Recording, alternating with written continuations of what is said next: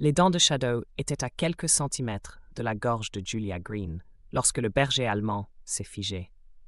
L'agent Thomas Cain hurla des ordres, mais le chien gémit, puis abaissa lentement la tête, léchant la main tremblante de la vieille femme noire. 14 caméras de surveillance captèrent l'instant qui allait embraser la ville de Clermont, dans le sud de la France, et dévoiler 50 années de mensonges enfouis sous des slogans patriotiques et des rapports de police. Bien avant qu'elle ne se tienne dans ce jardin, face à une unité canine, Julia se levait chaque matin à 5h30 précises. Sa petite maison dans le quartier sud de Clermont était un sanctuaire de discipline. Médailles encadrées, photos jaunies de son unité au Vietnam, une image froissée de sa défunte épouse Marie, souriant à côté d'un drapeau français, et un article défraîchi annonçant sa retraite de la Légion étrangère. Chaque matin, elle préparait un café de chicorée fort, grillait une tranche de pain de seigle et lisait le même journal que son voisin Jamel glissait sous sa porte. Ses genoux la faisaient souffrir, surtout le gauche, éclaté par un éclat d'obus en 69. Mais elle enfilait tout de même sa salopette en jean, lacèrent ses bottes et marchait les 7 rues menant au jardin communautaire qu'elle avait façonné de ses mains, de sa sueur et de sa volonté. Ce jardin nourrissait plus de 20 familles du sud de Clermont, là où les supermarchés se faisaient rares et les promesses des élus encore plus. C'était devenu sa paix, sa mission d'après-guerre, sa réponse aux nuits hantées par les embuscades et le crépitement des tirs ennemis. Julia désherbait avec une précision militaire, testait le pH du sol avec patience et récoltait avec des mains encore calleuses d'un autre genre de combat. Ce matin-là, elle ne remarqua la présence de son petit-fils Malik que lorsque son ombre recouvrit les choux. « Encore debout avant le soleil, mamie, » dit-il, sa silhouette élancée découpée dans l'or de l'aube. Il portait ses livres de droit dans une main et un air inquiet dans l'autre. « Ces légumes ne vont pas se récolter tout seuls, » répondit Julia en se redressant avec effort, ses articulations grinçant comme de vieux gonds. Malik l'aida à déplacer un sac de paillis, puis dit « T'as entendu? Monsieur Lambert s'est encore fait contrôler. 3 fois ce mois-ci. Feu arrière prétendument cassé. Camion flambant neuf. » Julia serra les lèvres. Le commandant Langlois dirige cette ville comme si on était encore en 1963. Maintenant, ils appellent ça la police de maintien de l'ordre. Moi, je vois pas de différence. Il y a une réunion du conseil municipal ce soir, dit Malik. Tu devrais prendre la parole. Ils t'écouteront. Julia essuya ses mains sur sa salopette. Ils vont hocher la tête, me remercier pour mon service, puis retourner à leur harcèlement habituel. Malik insista. T'es pas juste une ancienne militaire, mamie. T'es une force. Et cette fois, on a des vidéos, des données, des précédents. Tu n'as plus à te battre seule. Plus tard, elle se rappellerait cette douleur aiguë à l'épaule gauche, différente, étrange, quand elle hocha la tête pour dire qu'elle viendrait. Elle se rappellerait aussi la voiture de patrouille qui passa 3 fois devant son jardin ce jour-là. L'agent à l'intérieur, lunettes blanches brillantes, ralentissait comme pour viser une cible. De l'autre côté de la ville, le commandant Marc Langlois se tenait devant une salle pleine d'agents en uniforme, ses médailles scintillant sous les néons, sa mâchoire crispée. La phase 2 de l'opération Renouveau commence aujourd'hui. Tolérance 0 dans les zones rouges. Les zones rouges, c'étaient les quartiers noirs de Clermont. L'agent Caïn se porta volontaire pour le secteur 3, celui du jardin de Julia. « J'ai un bon contact avec Shadow, » dit-il. « On est prêt à envoyer un message. » Langlois hocha la tête. « Documentez tout. Pas d'erreur. Cette communauté est déjà à cran. » La réunion du soir était bondée. Julia portait une chemise propre sa salopette, son insigne de service épinglé au col. Elle s'assit à côté de Malik et resta silencieuse jusqu'à l'ouverture des commentaires publics. Puis elle se leva lentement avec sa canne et marcha jusqu'au micro. « Je m'appelle Julia Green, » commença-t-elle. « J'ai servi 20 ans dans la Légion étrangère, 2 missions au Vietnam. J'ai reçu l'étoile de bronze et une jambe brisée en défendant un pays qui refuse encore de me regarder dans les yeux. J'ai bâti ce jardin pour nourrir les enfants privés de légumes frais à des kilomètres à la ronde. Et maintenant, vous voulez le patrouiller comme un lieu de crime. » Un murmure parcourut la salle. elle continua. J'ai été arrêtée pour avoir marché en étant noire, suivie pour avoir ramassé des déchets. Et maintenant, vous lâchez des chiens sur des quartiers que vous n'avez jamais pris la peine de réparer. Ne me parlez pas de sécurité. C'est de la peur et du contrôle. La réponse du commandant Langlois suinta le mépris. La passion de Madame Green est claire, mais sa description ne l'est pas. Nous appliquons la loi de manière égale. Si certaines zones reçoivent plus d'attention, peut-être les habitants devraient-ils réfléchir à leur propre comportement. La réunion dégénéra.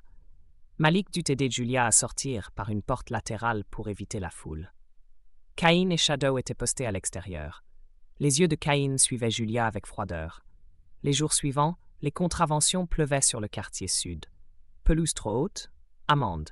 Poubelle sortie en retard, avertissement. Trop de gens sur un perron, ordre de dispersion. Julia reçut 3 infractions en 2 jours. Les habitants commencèrent à l'appeler pour demander conseil. Elle organisa un rassemblement samedi dans le jardin. 50 personnes vinrent, partagèrent leurs histoires, échangèrent leurs numéros. De l'autre côté de la rue, une voiture de police prenait des photos. Lundi matin, Kang était dans le bureau de Langlois. Elle utilise ce jardin comme couverture. Des gens reçoivent des colis, peut-être de la drogue. Langlois fronça les sourcils. « T'as aucune preuve. On peut en trouver. Surveillance, cause probable. » Elle agite la foule. Langlois hésita, puis acquiesça. Elle a des amis au conseil. Sois discret. Mardi, Julia arriva au jardin, saccagée. Plantes arrachées, arrosage détruit, traces de bottes. Elle resta debout au milieu du carnage, main tremblante, non de peur, mais d'une rage métallique. Puis elle commença à réparer. Les voisins vinrent l'aider. Les enfants rapportèrent des graines. Monsieur Jamel apporta des tuyaux. Le soir, tout reprenait forme. Cain arriva. « Madame Green, dit-il depuis le trottoir, nous avons reçu des signalements d'activité suspectes ici. » Julia s'appuya sur sa canne. « Suspects comme des tomates ?» Il entra sans permission, frôlant son épaule. Un autre agent suivit, jeune, mal à l'aise. « Ça vous dérange si on jette un œil ?»« Si, il vous faut un mandat. » Sourire tendu. « Terrain municipal. Votre permis ne vous protège pas. » Il ouvrit l'abri, fouilla, rien. Un cajot, légumes. Puis Julia vit le geste, petit sac glissé parmi les courges. « Tiens donc, » dit Cain, ganté, « des stupéfiants. »« Julia, vous l'avez mis là. » En face, Jamel filmait. D'autres voisins s'approchèrent. « Lâchez l'outil !» hurla Cain. « Main derrière le dos. J'ai 72 ans, vétéran handicapé. Cette canne, c'est ma jambe. Et je me laisserai pas chasser par un homme sans honneur. » Cain appela du renfort. L'agent Ramirez tenta d'intervenir. « Elle ne résiste pas. On peut calmer ça. » Cain le bouscula, saisit Julia, lui tordit le bras. Elle lâcha son téléphone. Son identité tomba. Sa manche glissa. Tatouage de la Légion, à moitié effacé par des brûlures. Cain hésita un instant. Puis, émeute possible. Besoin d'un K9. 15 minutes plus tard, Cain revint avec Shadow. Le chien grognait, croque-nu, muscles bandés. Julia ne bougea pas. Elle regarda le chien et se souvint. Le Vietnam. Les programmes olfactifs, projet Echo. Les chiens qu'elle avait entraînés. Les mots secrets, forgés dans le feu. Cain cria « Cible ». Shadow bondit, puis s'arrêta net. Julia murmura « Delta calme, garde ». Le changement fut immédiat. Shadow s'assit, puis s'allongea, puis rampa jusqu'à elle, lui lécha la paume. La foule éclata. Cain hurla « Attaque !» Shadow se leva, mais avança vers Cain. Il se plaça entre Julia et lui, grognant. Langlois arriva en sirène. Shadow refusa de bouger. La vidéo fit le tour des réseaux. Malgré tout, Julia fut arrêtée. Que fait, embarquée, pendant que Shadow hurlait, cœur brisé. Malik lut la nouvelle, accourut avec l'avocate Elise Campos. Julia fut transférée à l'hôpital juste à temps. Douleur au thorax, ignorée. Shadow, jugé inapte, fut mise en isolement.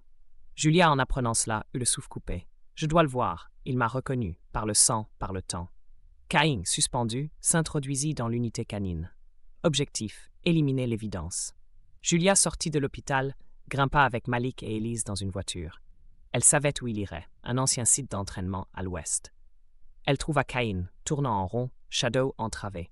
À sa vue, la queue du chien remua. Cain leva son arme. « Tu as tout détruit. Vous allez disparaître. » Julia avança. « Alors vas-y. Tue une femme désarmée et un chien qui a refusé l'oppression. » Cain visa. Shadow brisa la barre. Il bondit. Dans le chaos, Julia reçut une balle au flanc. Caïn, le bras broyé. Ramirez arriva, appela les secours. Julia survécut de justesse. Les premiers jours furent un enchaînement de douleurs muettes, de regards méfiants dans les couloirs d'hôpital, de médecins qui chuchotaient plus qu'ils ne parlaient. Les semaines de rééducation furent rudes. Elle perdit du muscle, mais pas sa volonté. Chaque matin, elle se forçait à bouger, à redresser ses épaules, à serrer les dents.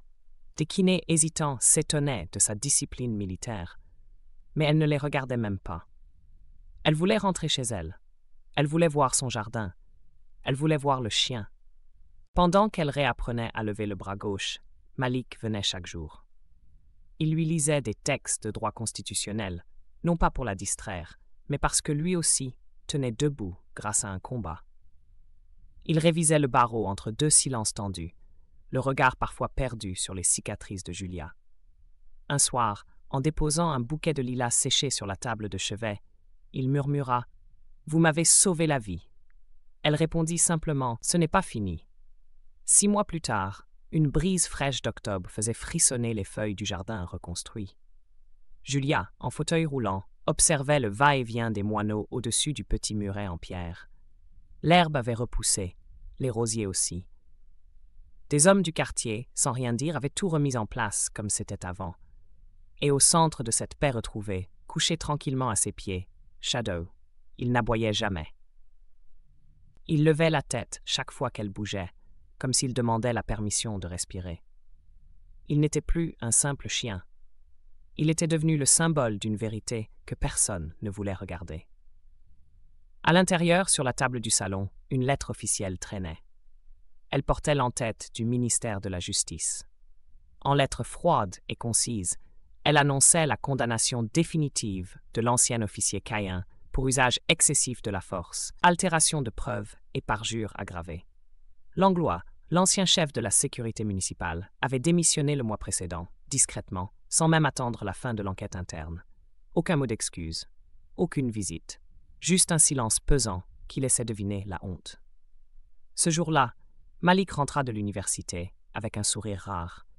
Il avait réussi l'épreuve finale. Julia ne dit rien, mais son regard brillait d'une fierté silencieuse. Il posa son sac, s'agenouilla près d'elle et caressa l'oreille de Shadow. « C'est grâce à toi, mon vieux, » dit-il doucement. Shadow tourna la tête vers Julia, comme pour lui demander si c'était vrai. Elle leva un sourcil amusé, et il sembla sourire à sa façon. L'après-midi s'étira lentement, jusqu'à ce que, sans prévenir, une berline noire aux vitres teintées s'arrête devant la maison. Un homme en uniforme en sortit. Grand, sec, le visage marqué par des années de commandement. Le général Raymond Hervé. Les voisins reconnurent le nom. Certains sortirent sur leur perron, d'autres restèrent derrière leurs rideaux. Il portait une boîte en acajou et un drapeau soigneusement plié entre ses mains gantées.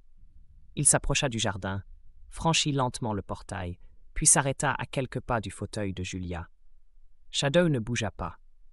Il le fixa d'un œil intense, comme s'il évaluait ses intentions. Le général s'inclina très légèrement. « Sergent Julia Green », dit-il d'une voix grave, solennelle, sans emphase, « pour bravoure au-delà du devoir. » Il tendit le drapeau et la boîte. Julia resta immobile quelques secondes. Puis elle leva une main légèrement tremblante, non pour prendre l'objet, mais pour désigner le sol à ses pieds. « Donnez-le au chien. » Un souffle traversa les haies, comme une approbation venue de la terre elle-même. Le général hésita, puis s'accroupit, plaça la boîte devant Shadow et y déposa doucement le drapeau par-dessus. Le chien renifla l'air, puis posa une patte sur la boîte, comme pour sceller l'instant. La queue de Shadow frétilla, et les habitants de Clermont surent enfin à quoi ressemblait la justice.